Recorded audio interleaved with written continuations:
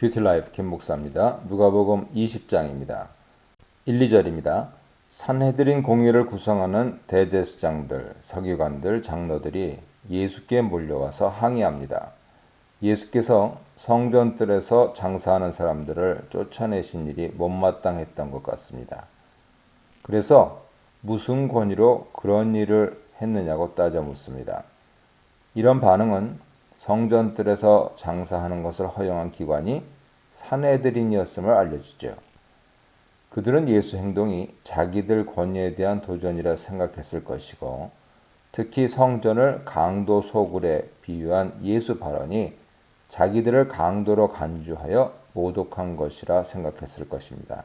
그들은 어느 쪽으로 대답해도 함정에 빠질 수밖에 없는 교묘한 질문을 가지고 왔습니다. 예수 권위가 어디서 온 것이냐는 질문이죠. 하나님으로부터 왔다 하면 신성모독으로 몰고, 사람으로부터 왔다 하면 산헤드린 결정을 무시하고 사사로의 불법을 행했다는 이유로 처벌할 심산이었을 것입니다.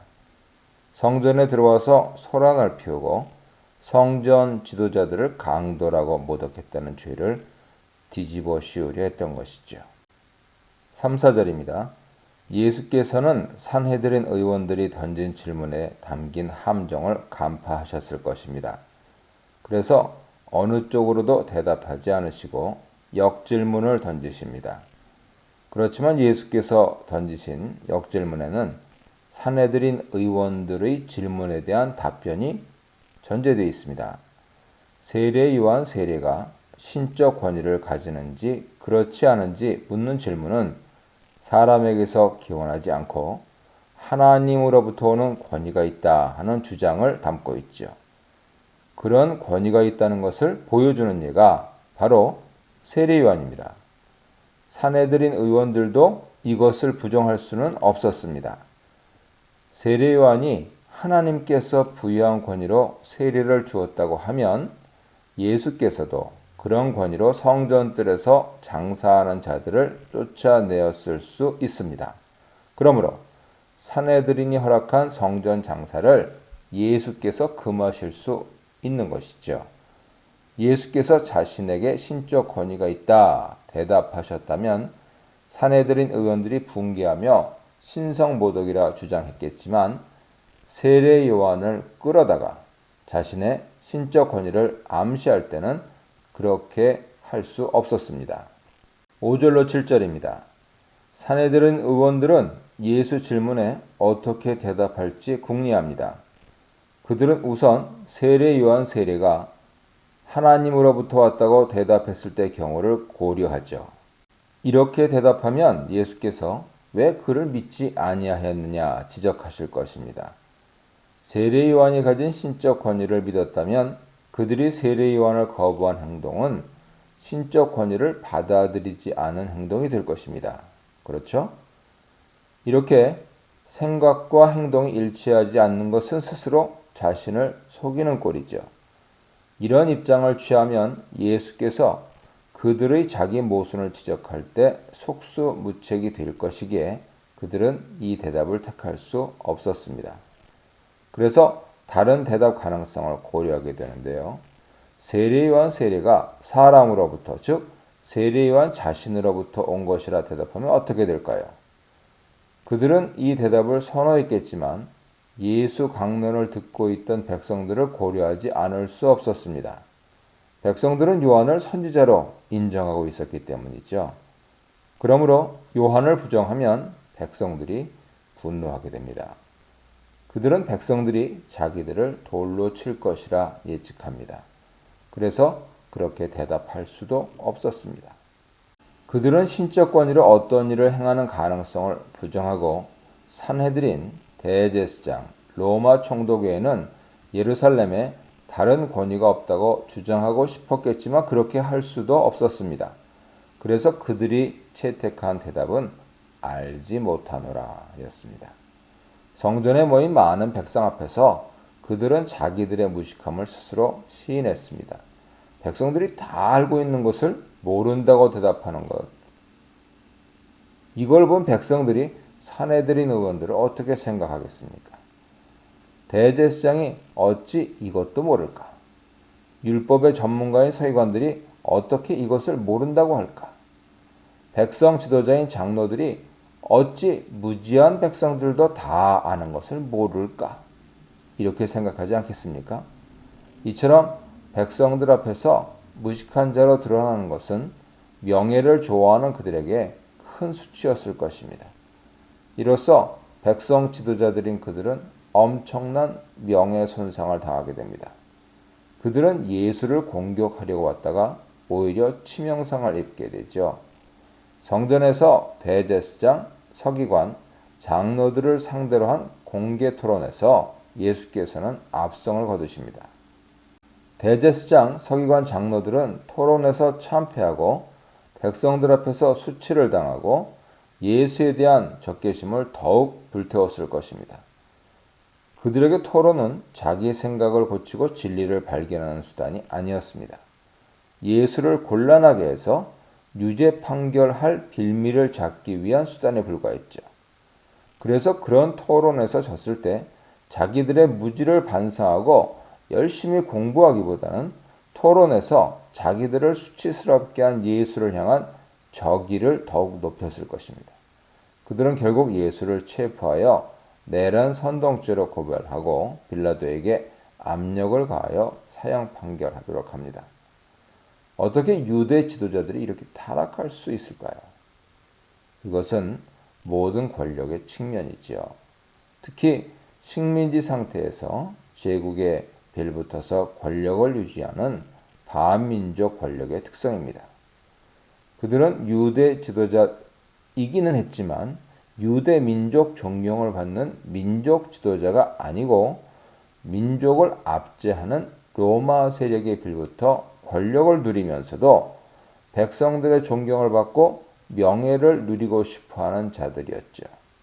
이런 사악한 지도자들이 백성 존경을 받으면서 자기들의 결정을 무시하는 예수를 좋아할 리 없었습니다. 예수를 죽이지 않으면 백성들의 마음은 점점 자기들로부터 멀어질 것이라는 위기를 느꼈을 것입니다. 오늘날 교회들은 어떻습니까? 교회 지도자들은 이들처럼 타락하고 있지는 않습니까? 신학자들은 서기관처럼 타락하고 있지 않습니까? 교회 리더들도 산헤드린 공의의 장로들처럼 타락하고 있지 않습니까? 보이지 않는 곳에서 악을 행하면서도 성도들에게서는 존경받고 명예를 누리고자 하지 않습니까? 교회 머리이신 예수를 몰아내고 교회를 사람 왕국으로 만들지 않습니까? 예수께서 오시면 이런 교회들을 뭐라 하시겠습니까? 너희는 교회를 강도의 소굴로 만들었다 지적하지 않으시겠습니까? 8절입니다. 예수께서는 산헤드린 의원들이 대답을 포기하고 모른다 하자 나도 무슨 권세로 이런 일을 하는지 너희에게 이르지 않겠다 답변하십니다.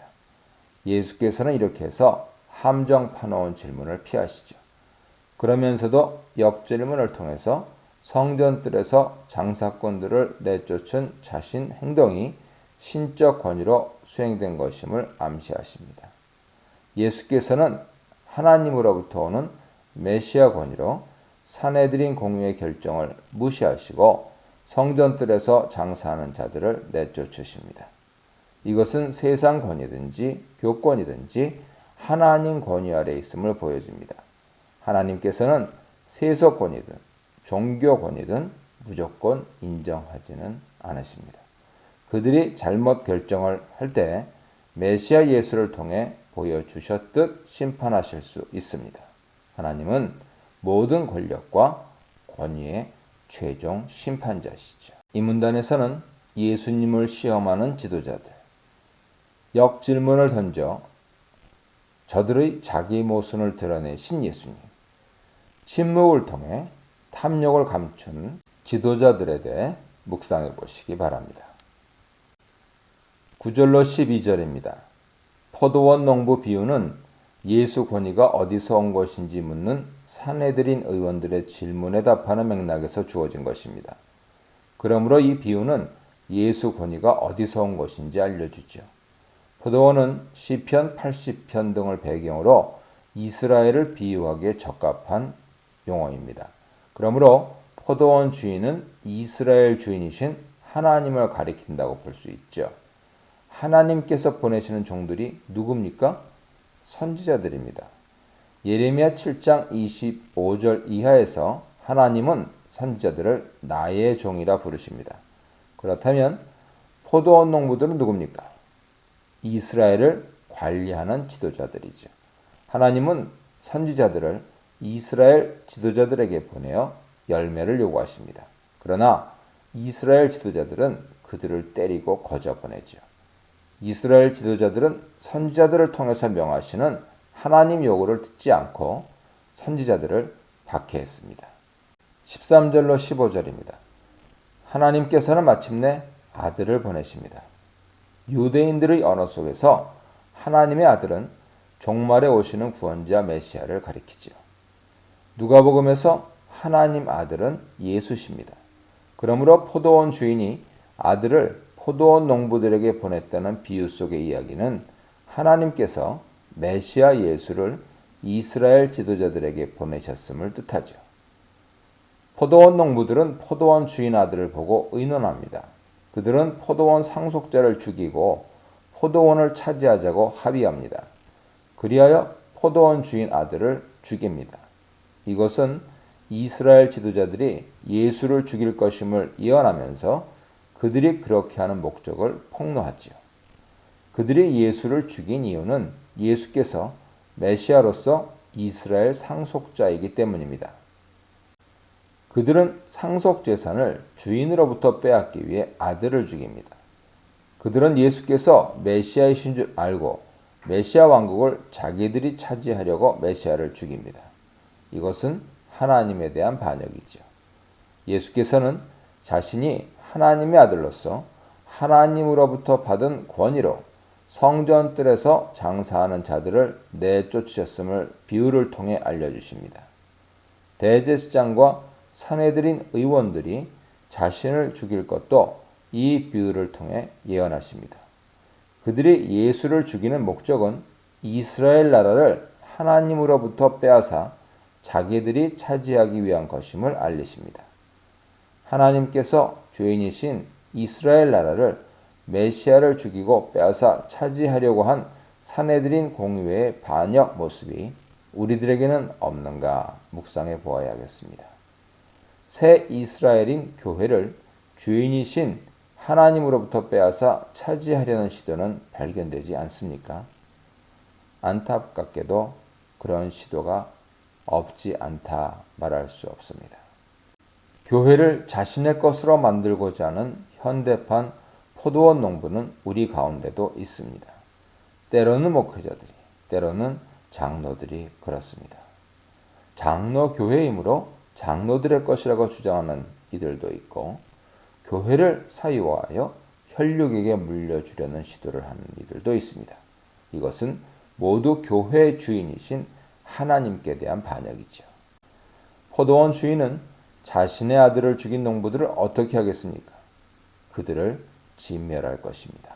그리고 포도원을 다른 사람들에게 넘길 것입니다. 이처럼 하나님은 메시아를 죽인 이스라엘 지도자들을 어떻게 하시겠습니까? 그들을 진멸하실 것입니다. 그리고 이스라엘을 다른 사람에게 맡겨 다스리게 하실 것입니다. 이 비유의 예언대로 이스라엘 지도자들은 로마 군대에 의해 서기 70년 진멸됩니다.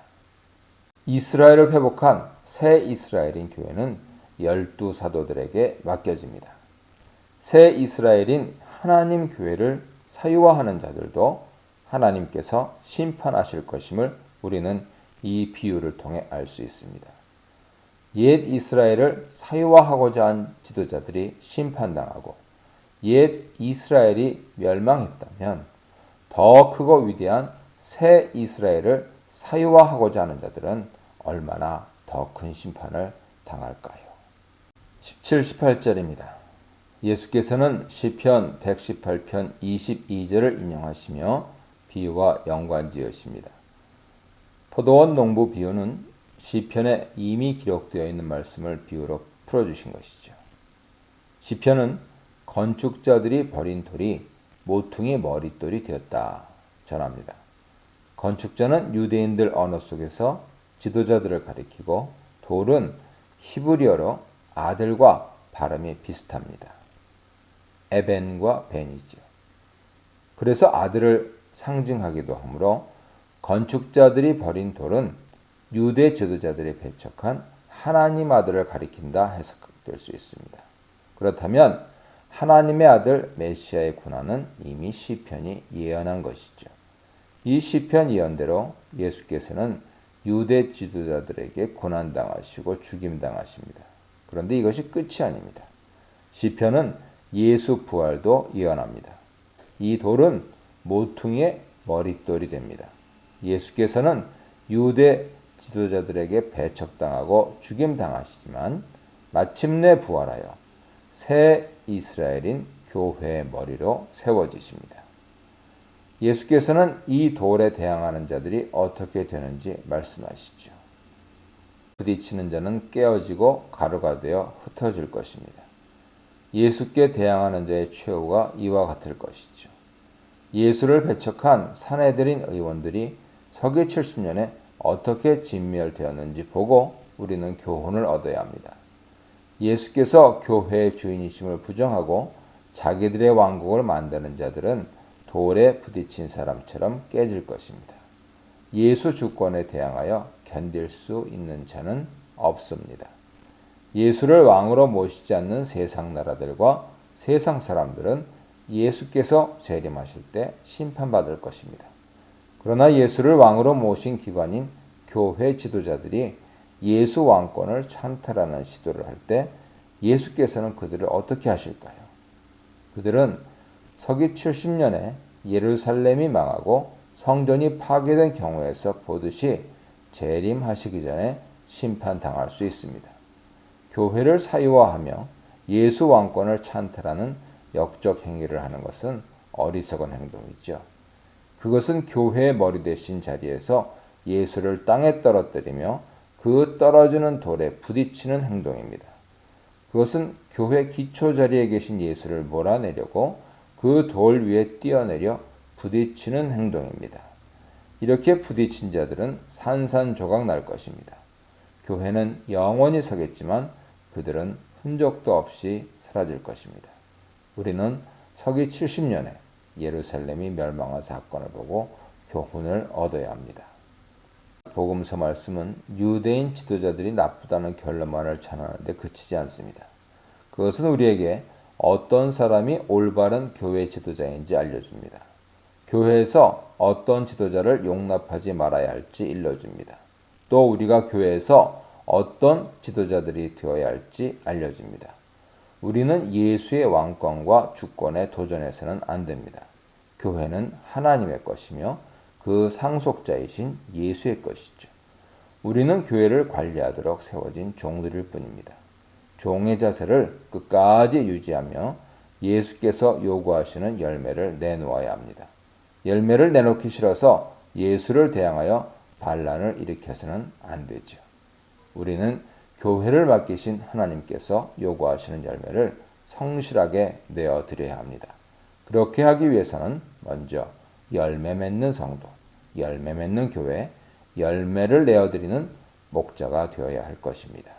문단에서는 끊이지 않는 반역의 역사, 반역의 절정인 아들 살해, 반역자들의 최후에 대해 묵상해 보시기 바랍니다. 19절입니다. 서기관들과 대제사장들은 비유 속에 나오는 농부들이 자기들을 가리키는 것임을 알았습니다. 이 비유 속에 나오는 농부들은 선지자들을 죽이고 메시아도 죽이는 악한 지도자들인데 마침내 하나님 심판을 받지요. 이 비유를 깨달았으면 경고로 여기고 회개를 해야 하지만 그들은 오히려 비유 속에 나오는 농부들처럼 메시아 예수를 죽이려 합니다.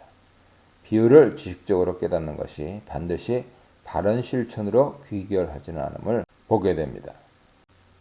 이들은 예수를 즉시 체포하려 했으나 그렇게 하지 못합니다. 백성들 때문이었습니다. 그들은 백성들이 예수를 따르는 것을 알고 있었습니다. 백성들 앞에서 예수를 체포하면 백성들이 자신들을 싫어하리라는 것을 예측했습니다. 그래서 백성들이 보는 앞에서 예수를 체포하지는 않았습니다. 그들은 백성들의 미움을 받는 길을 선택하지 않았습니다. 그들에게는 인기 관리를 하는 정치 감각이 있었습니다. 20절입니다. 서기관들과 대제사장들이 선택한 길은 로마 총독의 손을 빌려 예수를 치는 것이었습니다. 그렇게 하면 백성의 미움을 받는 것을 피할 수 있었기 때문이죠. 그러나 그렇게 하려면 예수를 반로마 정치범으로 몰아야 했습니다. 이를 위해 증거가 필요했죠. 그 증거를 수집하기 위해 그들은 첩자들을 보냈습니다. 21, 22절입니다. 첩자들은 우선 예수를 칭찬하며 무장해제하려 합니다. 예수로 하여금 용감히 로마 정권을 비판하도록 부추깁니다. 그리고 로마에 세금 바치는 것을 반대하는 답을 듣기를 기대하며 질문을 던집니다. 우리가 가이사에게 세를 바치는 것이 옳으니까 옳지 않으니까? 경건한 유대인 입장에서 이 질문에 대한 답은 옳지 않다였습니다. 당시 로마 황제는 신으로 섬겨지고 있었기에 가이사에게 세금 바치는 것은 이방신에게 제물 바치는 우상 숭배에 해당했기 때문이죠. 그들은 예수께서 용감하게 가이사에게 세 바치는 것을 금지하는 발언을 하기를 기대할 수 있었습니다. 만일 예수께서 그렇게 발언하면 그들은 예수를 로마 총독에게 고발하고 증인 역할을 했을 것입니다. 23, 25절입니다. 예수께서는 첩자들의 관계를 파악하셨습니다. 그래서 이 관계를 피하시며 지혜롭게 대답하십니다. 가이사에게 세금으로 내는 은전인 데나리온을 가지고 오라 하시고 그 은전이 신의 아들로 숭배되는 황제 형상을 새긴 우상임을 지적하십니다. 이 은전에는 신성한 아우구스투스의 아들 티베리우스 아우구스투스가 아우구스투스 가이사라고 적혀 있었습니다. 그리고 티베리우스 가이사의 형상을 새겼기 때문에 이것은 신의 아들의 형상을 새긴 것이었습니다. 이러한 우상을 이스라엘 땅에서 제하여 로마 황제 가이사에게 돌려주는 것은 지극히 구약 성경 명령에 부합하는 행동입니다. 그러므로 경건한 유대인들은 이 말씀을 들을 때 예수께서 로마에 세금 내는 것을 찬성했다 비판할 수 없었을 것입니다. 예수께서는 로마 황제를 인정하지 않고 오히려 우상으로 간주하는 듯한 발언을 하시면서도 로마에 세금 내는 것을 반대하셨다는 누명 쓰는 일을 피하십니다. 오히려 로마에 세금 내는 것을 찬성하는 듯한 발언을 하십니다. 그러나 가이사의 것은 가이사에게라는 말씀을 문자적으로 보면 가이사 로마 황제를 우상으로 여겨 비판한 흔적도 없고 로마에 세금 내는 것을 찬성한 흔적도 없습니다. 그러므로 이것은 누구도 책잡을 수 없는 대답이었죠. 예수 대답은 뒤에 강조 놓이는 대조 평행법으로 구성되었습니다. 하나님의 것은 하나님에게. 여기에 예수의 강조가 놓여 있습니다. 예수께서 참으로 강조하려 하신 말씀은 로마에 세금을 내라는 것이 아니었죠. 그것은 하나님 형상으로 창조된 인간들이 하나님을 마음과 목숨과 힘을 다하여 사랑해야 한다는 것이었습니다. 인간들이 하나님의 것이며 또한 인간들에게 주어진 모든 것이 다 하나님의 것입니다. 세상에 하나님의 것이 아닌 것은 없습니다. 이 모든 것은 하나님께 드려야 하죠. 예수 대답은 가이사의 영역을 인정한 것으로 해석되고 적용되기도 합니다. 이런 해석은 가이사 형상에 새겨지고 가이사를 신의 아들이라고 선언하는 글이 새겨진 데나리온을 확인시킨 후에 이것들을 가이사에게 돌려주라고 하신 정황을 무시한 해석입니다. 예수께서는 로마에 세금 내는 것을 금하신 적은 없지만 그렇다고 해서 로마 정권을 정당화하신 적도 없습니다.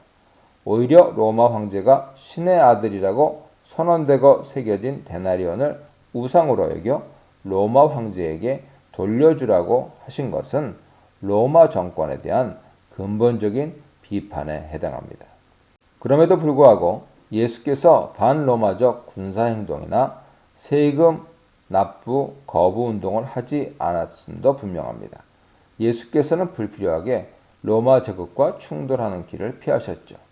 예수께서 오신 이유는 군사력으로 세상을 정복하기 위한 것이 아니었기 때문입니다. 그러나 재림하실 때에는 예수께서 온 세상을 심판하실 것입니다.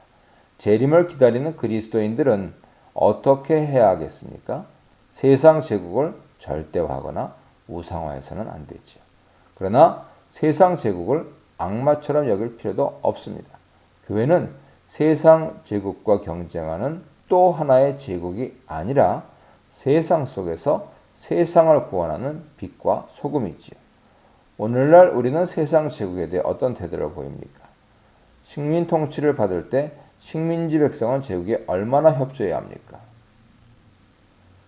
신사참배는 국가 의례이므로 마땅히 해야 한다고 말할 수 있을까요? 우리는 너무도 쉽게 가이사의 것은 가이사에게 하는 말씀을 우리 편의대로 왜곡하여 남용하고 있습니다. 우리는 과연 하나님의 것은 하나님에게 얼마나 순종합니까? 하나님의 것은 11조에 불과합니까? 우리 삶의 모든 영역, 경제 영역, 학문 영역, 예술 영역, 국가 영역, 국제 영역, 모든 영역이 하나님 주권 영역에서 벗어날 수 없습니다. 우리는 하나님 영역을 종교 영역으로 좁혀놓지는 않습니까? 정권에는 무조건 순복하고 하나님 말씀에는 율법 회주론을 운운하며 불순종하고 신약에 담긴 하나님 말씀에 대해서는 행위 구원론을 배격한다는 명제로 불순종하지 않습니까? 우리는 과연 하나님의 것을 하나님께 돌려드리고 있습니까? 하나님 말씀을 개인 윤리 영역에서도 지키기를 거부하면서 어떻게 전 우주 영역에 하나님 주권을 적용할 수 있겠습니까? 예수 대답을 듣고 첩자들은 아무 책잡을 말을 발견하지 못합니다. 예수님 대답에 놀라 침묵하죠. 그들은 더 이상 어떤 질문도 하지 못하고 논박도 하지 못합니다. 그래서 예수를 로마 총독에게 넘길 사유를 찾는 대제사장들과 서기관들의 계획은 수포로 돌아갑니다. 이 문단에서는 완악한 그리고 집요한, 위선적인 그리고 간교한, 이에 반해 지혜로운 그리고 적실한 문답에 대해 묵상해 보시기 바랍니다. 27절로 33절입니다. 사두개인들이 예수께 와서 부활이 없음을 논증합니다. 그들은 부활이 없다고 믿는 유대교 분파입니다. 주로 제사장들, 모세오경만을 성경으로 믿는 자들이었죠. 그들은 모세오경이 부활을 가르치지 않는다고 믿었습니다. 바리새인들이 믿는 부활 사상은 바벨론 포로 시절을 통해 들어온 외래 사상이라 여겼습니다. 사두개인들은 모세오경 중에 한 구절인 신명기 25장 5절을 토대로 해서 논증했습니다. 이 말씀에 따르면 아들 없이 형이 죽으면 동생이 형수를 취하고 아들을 낳게 하여 형의 가문을 이어주어야 했습니다. 그런데 이렇게 하면 부활 후에 한 여인에게 여러 명의 남편이 있게 되는 문제가 생긴다는 것이 사두개인들의 지적이었죠. 물론 일처다부제를 인정하면 되겠지만 사두개인들은 현세만이 아니라 부활 후에도 일처다부제란 있을 수 없다 생각하고 이런 논증을 했습니다. 사두개인들이 생각한 부활 이후 생활과 사회 모습은 현세 생활과 비슷한 것이었습니다. 부활한 자들도 결혼을 하고 결혼 제도마저 현세와 동일하다 전제했죠. 이 전제는 검증되지 않았음에도 불구하고 그들은 논증을 위해 사용했습니다. 그런데 겉보기에는 그들의 부활 반대 논증은 모세오경 신명기 25장 5절에 토대한 것처럼 보입니다. 그들의 논증은 오직 성경에 토대하여 부활 가능성을 부정한 것처럼 위장된 이상한 논증이었습니다. 34, 36절입니다. 예수께서는 부활 후에 결혼이라는 것이 존재하지 않는다 지적하시므로 이 논증을 격파하십니다. 부활함을 얻기에 합당히 여김을 받은 자들은 장가가고 시집가는 일이 없고 그들은 다시 죽을 수도 없나니 이는 천사와 동등이요 부활의 자녀로서 하나님의 자녀입니다. 부활 후에는 결혼이 없고 천사와 같으므로 부활은 형사취수법을 담고 있는 신명기 25장 5절과 모순되지 않습니다. 부활 후에 천사와 같다는 것은 유대인들의 문헌 바룩 이서 51장 10절에도 나오는 바입니다. 유대인들이 널리 받아들인 생각이죠. 그러므로 사두개인들도 이런 전제를 토대로 한 예수 논박을 거부할 수 없었습니다. 부활 후에는 결혼하지 않을 뿐 아니라 다시 죽지도 않는다. 부활 후에 다시 죽음을 맞이하지 않고 영원히 살게 된다. 영원히 사는 부활과 결혼하지 않음은 서로 연관성이 있습니다. 결혼은 죽는 존재들이 대를 이어가기 위해 하는 것입니다. 그런데 부활 후에는 영생을 누림으로 결혼할 필요가 없죠. 예수께서는 사두개인들의 논증이 타당하지 않음을 부활이 어떠한 것인지 지적하심으로 입증하십니다. 그들은 부활에 대한 잘못된 개념을 전제하여 사용하고 있으므로 그들이 내린 결론은 타당하지 않습니다. 37, 38절입니다. 예수의 부활 논증은 출애굽기 3장 6절에 기초합니다.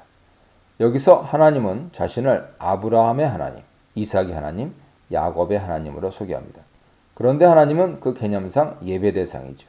죽은 자는 어떤 대상을 예배할 수 없으므로 하나님은 언제나 산자의 하나님이십니다. 그런데 하나님께서 자신을 아브라함의 하나님, 이삭의 하나님, 야곱의 하나님이라고 소개할 때 아브라함, 이삭, 야곱은 모두 죽은 상태였죠.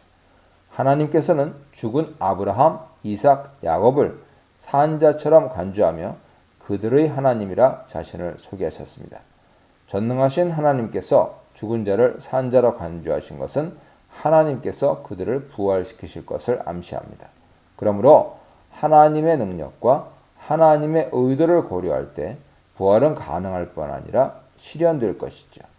하나님의 전능하신 능력은 부활을 가능하게 하는 근거입니다. 죽은 자를 산자로 간주하시는 하나님의 의도는 부활이 실제로 발생할 것을 기대하게 하는 근거죠. 나아가 우리는 하나님께서 예수를 다시 살리신 것을 보고 이 기대가 실현된 것을 봅니다. 하나님께서 아브라함, 이삭, 야곱도 그렇게 부활시키실 것입니다. 우리도 죽음 후에 부활할 것입니까? 하나님께서 그렇게 하실 수 있음은 이미 이루어진 예수 부활을 통해서 보여졌습니다. 하나님께서 그렇게 하시려는 것은 예수 말씀을 통해서 알 수 있습니다. 예수께서는 하나님에게는 모든 사람이 살았느니라 말씀하셨습니다. 하나님에게는 아브라함, 이삭, 야곱이 살았느니라 하지 않으시고 모든 사람이 살았다고 말씀하신 것은 논리적인 비약이 있죠. 그러나 우리는 여기서 예수 주장을 읽을 수 있습니다. 이 주장은 하나님께는 모든 사람이 살았다는 것입니다. 따라서 하나님은 모든 사람을 부활시키실 것입니다. 그러므로 우리가 예수 말씀대로 이루어질 것을 믿는다면 우리도 예수처럼 부활하게 될 것을 기대할 수 있습니다. 39, 40절입니다. 예수 논증을 들은 서기관들 중에 어떤 사람들은 선생님 잘 말씀하셨나이다 했습니다. 어쩌면 이들은 부활을 믿는 바리새파였을 것입니다. 그들은 부활에 관한 입장 차이로 인해 사두개파와 사이가 좋지 않았는데 사두개파를 침묵시킨 예수 논증을 듣고 매우 통쾌하게 여겼을 것입니다. 우리는 예수 논증이 어떻게 반응합니까? 사두개인들과 논증하기 위해 모세오경을 통해 논증하신 예수 논증의 가치를 얼마나 이해하고 있습니까?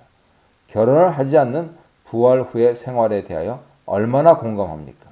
세상에서 누리는 행복 중에 하나가 결혼 생활입니다. 그런 행복이 부활 후에는 없다고 실망하는 사람은 없습니까? 부활하여 누리는 영생의 삶은 우리가 현세에서 누리는 행복과 비교할 수 없는 영광스러운 삶입니다. 다만 우리가 상상할 수 없을 뿐이죠. 우리가 현세에서 누리는 가장 큰 행복보다 무한히 더 큰 행복을 내세에서 영생하며 누리게 될 것입니다. 결혼만이 행복의 조건은 아닙니다. 결혼보다 더 큰 행복이 있을 수 있습니다. 더 새롭고 창조적인 행복이 부활 후의 삶의 행복입니다. 부활 이후 삶은 유령처럼 사는 삶이 아님을 부활하신 예수 모습에서 알 수 있습니다. 현세 삶보다 더 현실적이고 구체적인 것이 부활 이후 삶입니다. 사도 바울은 부활에 관하여 잘 묘사해 줍니다. 죽은 자의 부활도 그와 같으니 썩을 것으로 심고 썩지 아니할 것으로 다시 살아나며 욕된 것으로 심고 영광스러운 것으로 다시 살아나며 약한 것으로 심고 강한 것으로 다시 살아나며 육의 몸으로 심고 신령한 몸으로 다시 살아나나니 육의 몸이 있은즉 또 영의 몸도 있느니라. 부활한 몸의 상태는 영광스러운 몸의 상태입니다. 그에 비하면 현세 몸의 상태는 욕된 상태죠. 현세의 몸은 약하지만 부활 후의 몸은 강합니다. 우리가 현세에서 아무리 건강을 누리고 행복을 누린다 해도 그 몸은 욕된 몸입니다. 이 몸이 누리는 행복은 부활 후에 누리는 영광스러운 몸이 누리는 행복과 비교할 수 없을 것입니다. 예수께서 재림하시는 종말 때까지 살아있는 자들은 순식간에 부활체로 변화할 것입니다. 사도 바울은 자신이 받은 계시를 전해줍니다.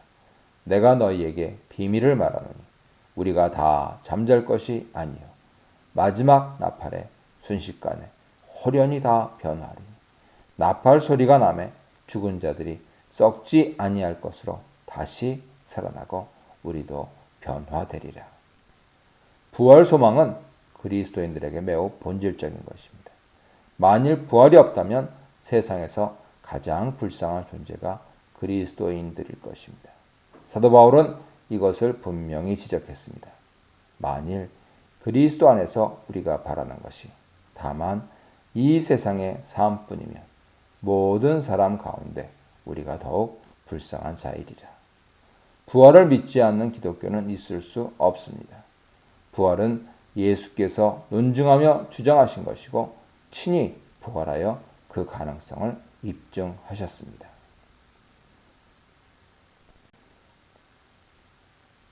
이 문단에서는 부활은 없다, 아니 없어야 한다, 혹은 부활은 있다, 있을 수밖에 없다. 부활, 그것은 상상 이상이다에 대해서 묵상해 보시기 바랍니다. 41, 44절입니다. 예수께서는 성전에서 기독론을 강론하시며 당시의 메시아를 가리키는 데 사용된 다윗의 자손이라는 칭호를 비판하십니다. 비판 근거로 예수께서는 시편 110편 1절을 사용하십니다. 메시아를 다윗 비슷한 존재로 보는 메시아 사상은 시편에 어긋나지요. 메시아는 다윗 자손이 아니라 다윗의 주입니다. 메시아는 다윗보다 열등한 존재가 아니라 다윗보다 우월한 존재죠. 메시아는 또한 다윗과 같은 군사 정복자가 아닙니다. 우리는 예수를 메시아로 믿습니다. 그런데 우리는 서기관들의 메시아 사상을 가지고 있지는 않은지요. 물론 우리도 예수께서 군사력을 사용하지 않으셨다는 것을 압니다. 그럼에도 불구하고 우리는 지금 물리력을 사용하는 해결책을 선호하지 않습니까? 십자가 고난을 통하여 세상을 구하신 예수 모습을 배우는 제자의 길이 아니라 세상과 힘으로 싸워 이기는 승리주의에 빠져 있지 않습니까? 세상과 물리적 힘 대결로 이겨보려는 생각이 은연중에 그리스도인들의 생각 속에 들어와 있습니다. 기독교인을 대통령으로 세워야 한다는 생각이 그러하죠. 그렇게 기독교인이 정치 권력을 잡음으로써 무언가 이룰 수 있다고 생각한다면 그것은 승리주의이고 십자가 길과는 거리가 멉니다. 당시 유대인들이 군사적 메시아 사상에 빠져 있었듯이 오늘날 그리스도인들도 모르는 사이에 물리적인 힘을 추구하는 잘못에 빠지고 있습니다. 예수께서는 이방인을 힘으로 정복하는 메시아가 아니셨습니다.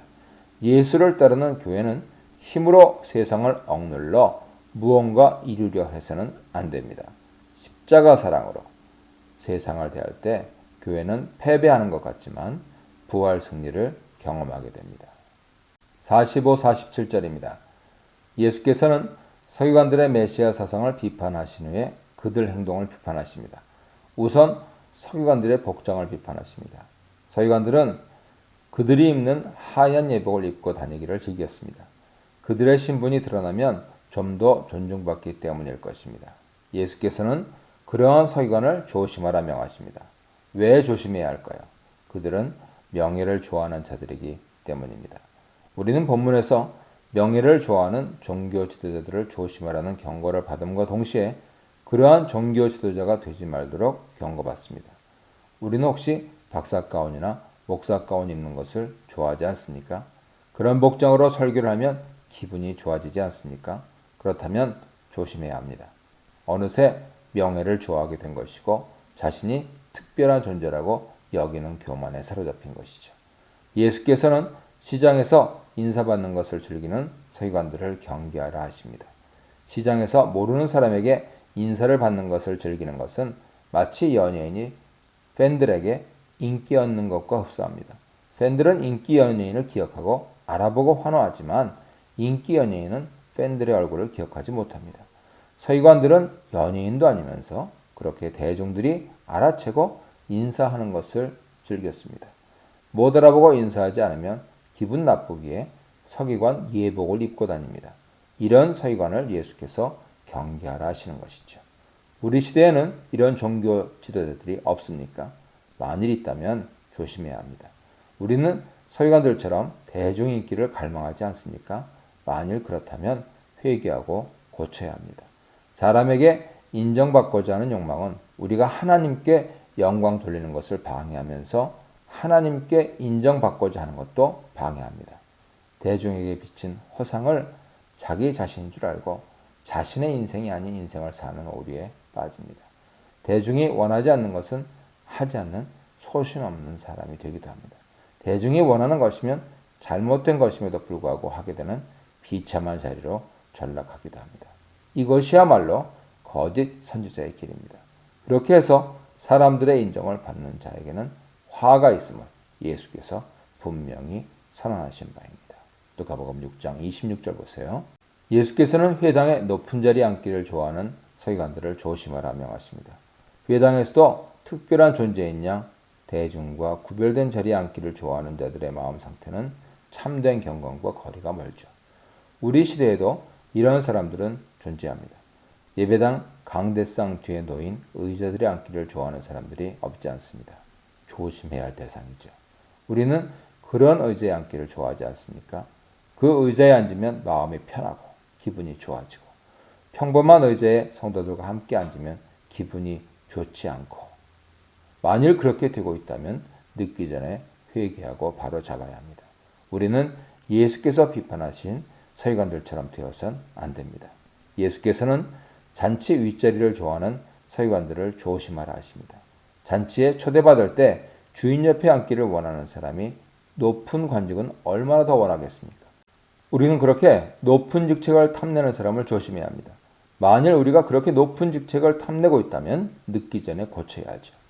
그런 부류 사람은 예수께서 조심하라고 경계하신 유행이므로 우리는 그렇게 되어서는 안 되는 것이죠. 예수께서는 과부의 가산을 삼키는 서기관들을 비판하십니다. 그들은 재물을 탐하는 자들이죠. 우리 주변에도 재물을 탐하는 종교 지도자들의 소문이 들려옵니다. 성도들이 헌금한 돈으로부터 엄청난 돈을 횡령한 자들이 있습니다. 우리는 그들을 조심해야 합니다. 그들은 때로 오래 기도하는 것을 과시하면서 경건을 위장하기도 합니다. 그러나 그것은 탐욕을 채우기 위한 위선적인 경건일 뿐입니다. 우리는 재물을 탐하면서도 동시에 남에게 경건하게 보이기를 원하고 있습니까? 그렇다면 늦기 전에 고쳐야 합니다. 우리는 왜 기도합니까? 하나님과 교제하면서 하나님께 더 가까이 가기 위해 기도합니까? 사람들에게 인정받으려고 기도합니까? 만일 우리가 사람들에게 인정받고 이를 통해 사람들로부터 무언가 혜택을 얻고자 기도를 이용한다면 이것은 예수께서 비판하신 서기관의 길을 가고 있는 것이죠. 늦기 전에 그 길을 벗어나서 하나님께 인정받기 위하여 은밀히 기도하는 길로 돌이켜야 합니다. 이 문단에서는 다윗의 자손 예수, 다윗의 주 예수, 서기관의 탐욕과 위선에 대해 묵상해 보시기 바랍니다.